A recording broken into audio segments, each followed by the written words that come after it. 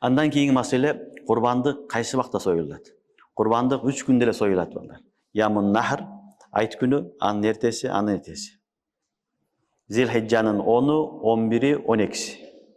Мына ушул 3 күнү айт неме кылынат, курбандык союлат. Башка учурда болбойт курбандык. Ушул 3 күндө гана союлган курбандыкты курбандык деп айтылат. Башка вакытта 100 кой союсунбу, 100 төө союсунбу, бир дагы курбанчылыктын соогун жетпейт ал. Ошон үчүн Ямун нахр айт күнү, айттын эртеси, андан эртеси. Ямун нахр, ямул эмне болду? 10-у, 11-и, 12-си, мына ушул 3 күнү курбандык союлат. Албетте шаар менен айыл жерлери, жума айт окулбай турган жерлери айырмасы бар. Шаар же болбосо айт окулган жерлерде айт намазынан кийин союлат. Айт намазга чейин сойгон болсо, ол жөнөкөй эт болуп калат. Жөнөкөй эт болот, союп таштадың жөнөкөй мал, ал баягы шариатта көрсөткөн курбандык эмес.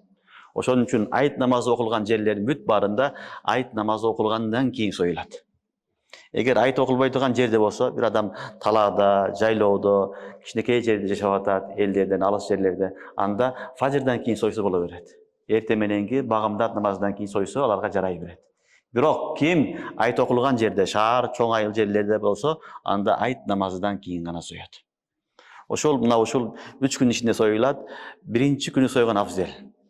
Айт күнү. Муну болбосо эртеси, болбосо андан эртеси. 3 күн ичинде союшулук шарт. Вакыт эң акыркы вакытты эске алынат. Акыркы вакыты ошол айттын 12-чи Зилхиджанын магрибке чейин, күн батканга чейин. Ошого чейин бир адам мусулман болуп калды, бир адам балага жетип калды, бир адам бай болуп калды, ал адамга курбандык важип боло берет. Мисалы, бир адам мусафир эди. Айттан алдын сафарга жүрөт эле. Айттын 3-чү күнү келип калды. Күн батканга чейин келип калды. Ал адамга курбандык важип болот эми. Ал муким болуп калды. Акыркы вакыт эске алынат. Акыркы вакытта муким болсо, ал адам не кылат? Курбандык кылат. Акыркы вакытта бай болуп калса, ал курбандык кылат. Биринчи айт күнү кедей элең, экинчи күнү кедей элең, үчүнчү күнү Алла Таала берди сага байлыкты. Заматта бай болуп калдың, бир заматта эле. Эми сага күн бата элек болсо, ошол күнү сага эмне болот? Курбандык важип болот. Курбандык важип болот. Ошондой эле бир жаш бала гайры балык, балык эмес, биринчи күнү, экинчи, үчүнчү күнү балага жетип калды. Байлыгы бар. Ага дагы эмне болот? Курбандык важип болот. Ошон үчүн 3 күн деп айтылат, важип болуш үчүн акыркы вакыт эске алынат. Ошол вакытта ал адам курбандыкты кылат. Эгер ошол вакытта курбандык кыла албаса, шариатта айтат, курбандыктын акчасыны садака кылсын дейт.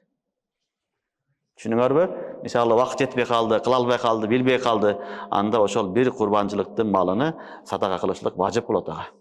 Ошол вакыттан баштап ал курбандыкка ахыл болгон себептүү шариат курбандык кыла албадың, эми курбандыктын акчасыны элдерге садака кылып жибер деп айтат.